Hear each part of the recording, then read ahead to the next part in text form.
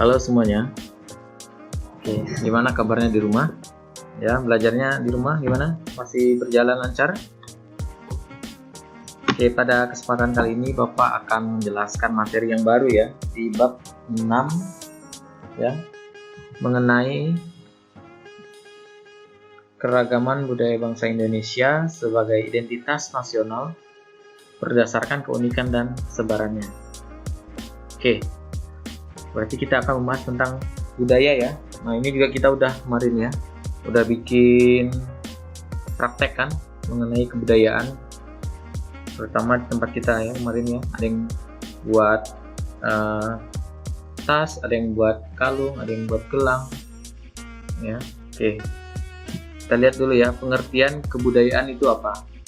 Nah, kebudayaan sendiri berasal dari bahasa Sanskerta atau yaitu budaya ya. Nah, kata budaya ini juga merupakan bentuk jamak dari kata budi ya, atau budi atau akal. Nah, kemudian hal-hal apa aja sih yang berkaitan dengan kata budi atau akal tadi ya. Nah, yang pertama itu adalah pikiran atau cipta ya. Kemudian rasa dan kehendak. Nah, ketiga hal ini yang menjadi satu kesatuan yang membentuk yaitu kebudayaan ya. Oke, di dalam kebudayaan juga ada wujudnya ya. Nah, wujud kebudayaan itu ada 3 ya, kita akan lihat satu persatu. Yang pertama itu adalah gagasan ya. Gagasan bersifat abstrak, tidak dapat diraba atau disentuh ya. Kenapa dibilang tidak dapat diraba atau disentuh? Ya, namanya juga gagasan ya, nggak bisa kita lihat secara langsung karena gagasan itu dari hasil pemikiran ya. Contohnya nilai dan norma, kumpulan ide dan peraturan. Oke, yang kedua yaitu tindakan dan kebudayaan perilaku ya. Ini wujud yang kedua. Nah, kalau yang ini dia tampak secara konkret ya, atau nyata. Nah, tindakan atau kebudayaan perilaku ini dia hasil dari aktualisasi ide yang pertama tadi ya, dari gagasan. Jadi dia tuh penerapannya. Contohnya adalah tata upacara, tradisi pemberian nama bayi, atau yang di tempat kita dibilangnya batalah. Oke, yang ketiga hasil karya manusia atau yang disebut juga kebudayaan fisik. Nah, kenapa dibilang kebudayaan fisik? Untuk yang ketiga ini dia wujud kebudayaan itu berbentuk benda-benda ya, benda-benda budaya. Contohnya tugu, candi ya, kemudian baju adat ya, rumah adat, itu semua hasil karya manusia. Oke, lanjut ya. Nah, kemudian adalah unsur-unsur universal kebudayaan. Yang pertama itu adalah bahasa ya. Oke, yang kedua adalah sistem pengetahuan ya. Yang ketiga sistem organisasi kemasyarakatan. Yang keempat itu sistem peralatan hidup dan teknologi. Yang kelima sistem mata pencarian hidup dan teknologi. Dan yang keenam adalah sistem religi. Yang terakhir ya, kesenian. Oke, Bapak akan jelaskan satu persatu ya, dari yang bahasa dulu ya, unsur bahasa. Nah, bahasa itu ada 2 bentuk ya, baik itu secara lisan maupun tulisan ya. Nah, bahasa ini ya, ini merupakan alat ya, alat perantara yang digunakan bagi manusia untuk apa? Untuk meneruskan atau mengadaptasi suatu kebudayaan ya.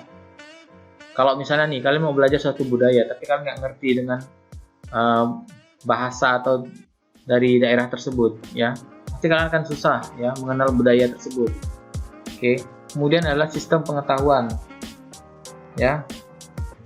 Pada sistem pengetahuan ini ya, ini lebih kepada kondisi alam sekelilingnya dan sifat-sifat peralatan yang dipakainya ya. Contohnya ya, misal pengetahuan tentang bagaimana sih alam sekitar di tempat dia, terus flora faunanya seperti apa, ya. Kemudian cara berlaku sesama manusia, ya, tingkah laku manusia itu seperti apa. Nah, itu semua masuk di sistem pengetahuan. Oke. Kemudian yang ketiga itu sistem organisasi kemasyarakatan. Nah, sistem organisasi kemasyarakatan ini, ya, dimaknai sebagai kelompok masyarakat yang anggotanya merasa satu dengan sesamanya. Contohnya, ya, kalian tinggal di suatu daerah, ya, pasti kalian akan merasakan adanya mungkin kekerabatan lah, ya, karena persamaan daerah, ya. Ini yang dimaksud dengan sistem organisasi kemasyarakatan atau organisasi sosial, ya. Kemudian ada juga asosiasi dan perkumpulan di dalamnya, ya. Ada sistem kenegaraan, sistem kesatuan hidup, dan perkumpulan. Oke, nah ini biasanya banyak, ya, kalau kita perhatikan organisasi sosial itu banyak, ya. Contohnya, kita sebagai orang Dayak di sini kita punya yang namanya Dewan Adat Dayak, ya. Itu merupakan salah satu organisasi sosial, ya, yang ada di tempat kita. Kemudian yang keempat adalah sistem peralatan hidup, ya, dan teknologi.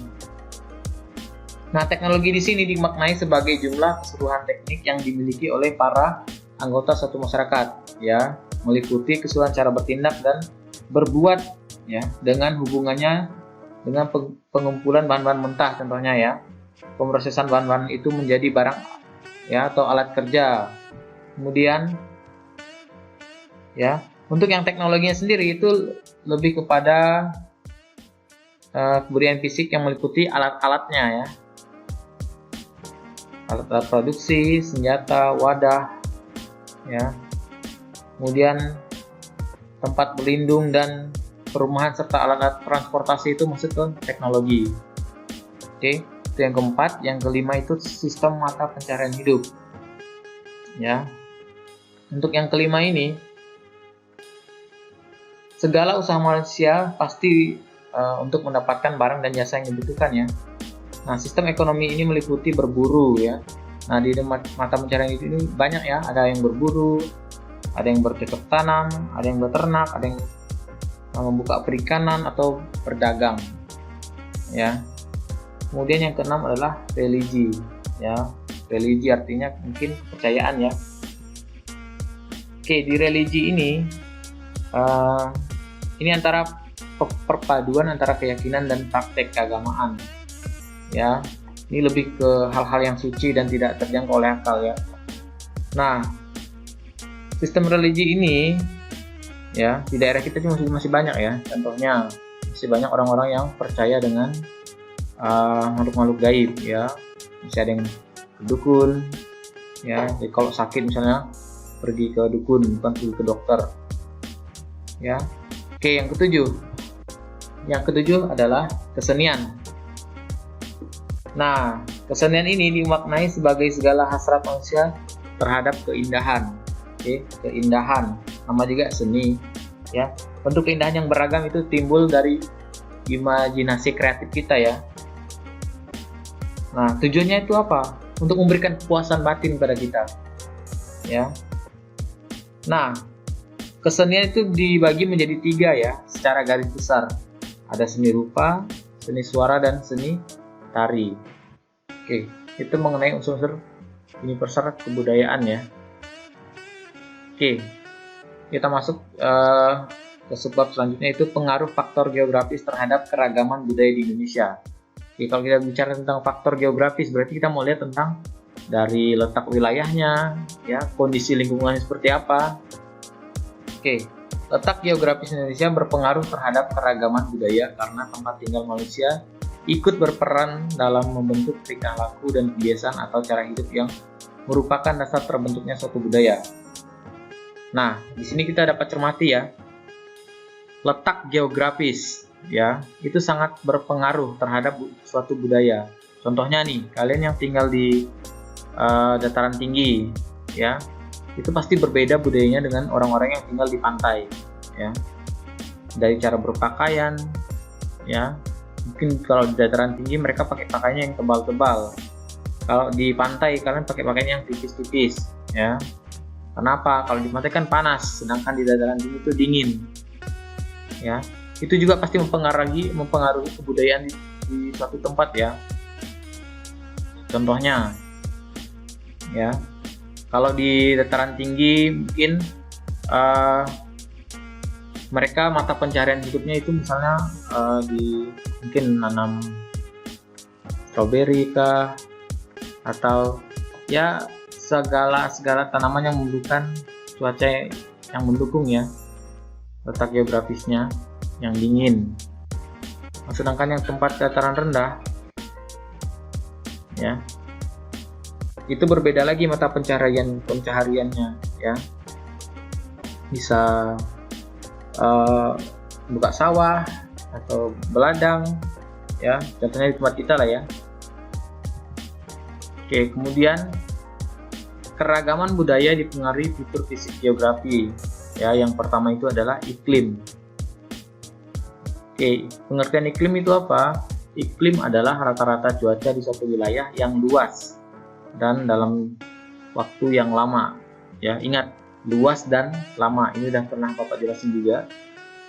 Nah, iklim ya, faktor lingkungan utama yang menentukan keadaan lingkungan alam seperti keadaan tanah, keadaan lahan, air, flora, dan fauna. Oke. Nah, di iklim ini ya, keadaan alam ya, itu sangat berpengaruh terhadap pembentuk budaya di suatu tempat ya. Oke, Bapak jelasin yang ke bentang alam.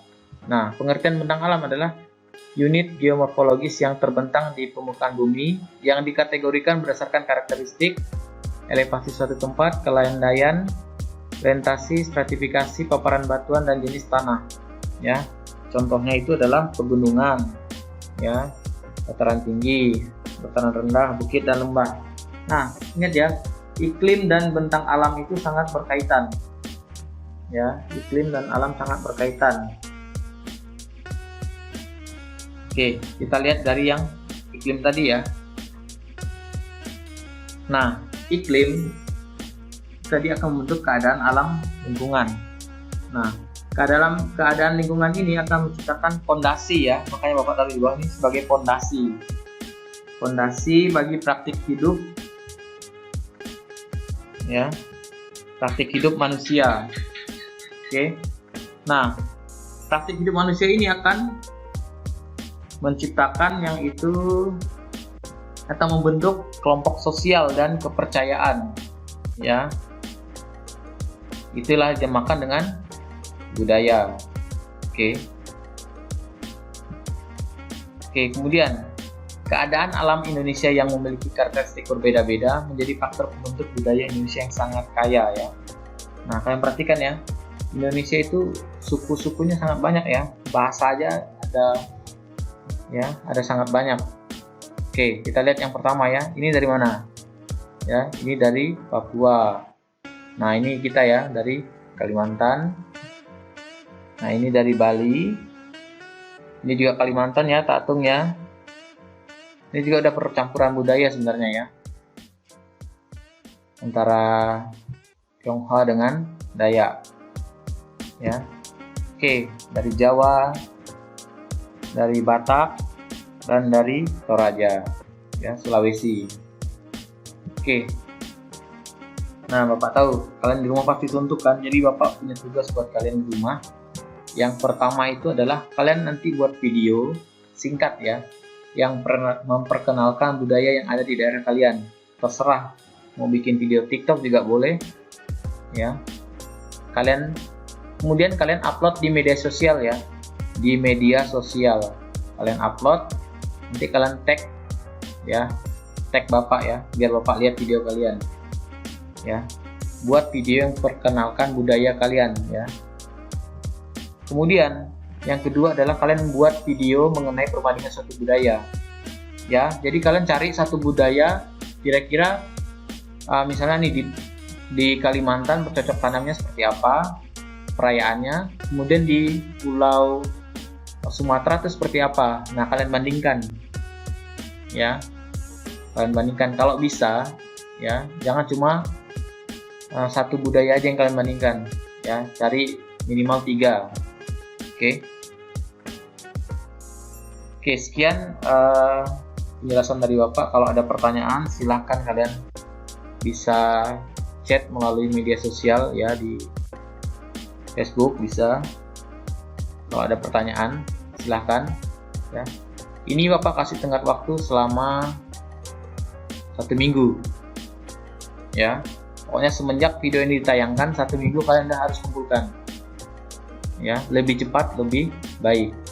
Oke. Ingat ya, buat video singkat ya, mau kalian bikin TikTok kah, mau apakah itu terserah.